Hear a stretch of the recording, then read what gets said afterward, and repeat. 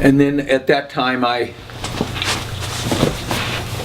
started looking around for different things, and we had a man that owned a building in the university area, and so he was said to me one day, "I'm looking for a manager to take care of the building." And I said, well, he said, "Would you be interested?" I said, "Well, yeah, but I've got this one." He said, "Well, why don't you come visit me?" And so I went over there and visited this other building. Did I have you working there? Yeah. Yeah. Okay, I had- lived there when Gillian was When born. Gillian was born, they were newlyweds in that building. Okay, Yeah. and Was the University so I Plaza. put Rob to work and managed in the building, and then next thing I knew, there was another building down south in Renton, was it? Tukwila. Tukwila. Tukwila. Then we went to Renton. Yeah. Yeah, and so I had 2 or 3 buildings going, and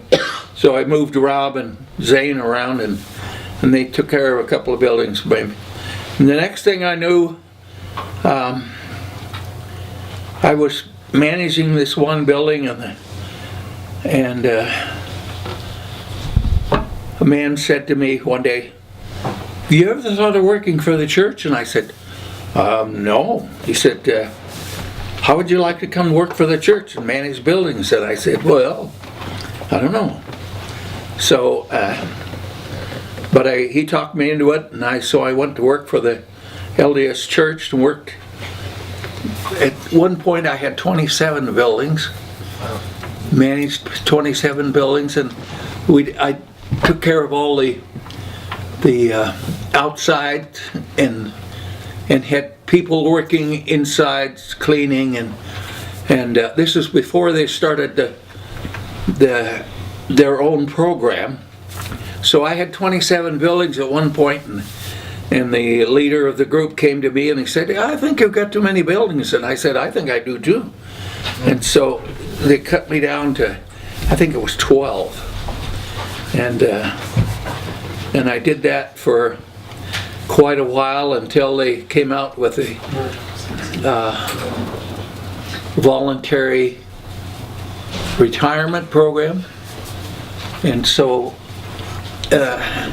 So that was your last job? yeah, that was my last job. And So- you didn't retire from that until you were 70, right? It was 70.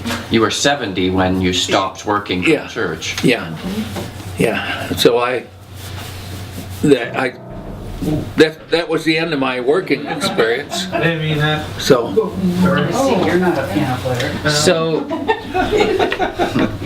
okay, I have my last question. Yeah. Unless, Yeah.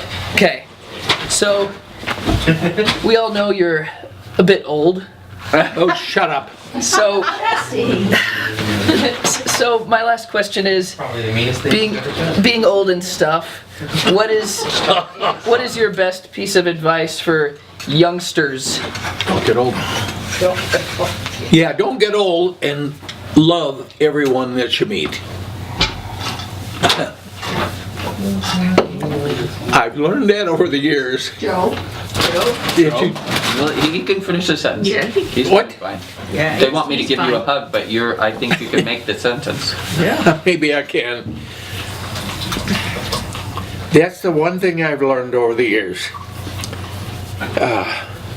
Don't be critical of people, just love them. And you'll be surprised at the effect that it has on people. I have, over the years, especially mentoring young men, they knew that I loved them, even though I was hard on them. And most of the people that I have dealt with, other than my young men, they knew that also. And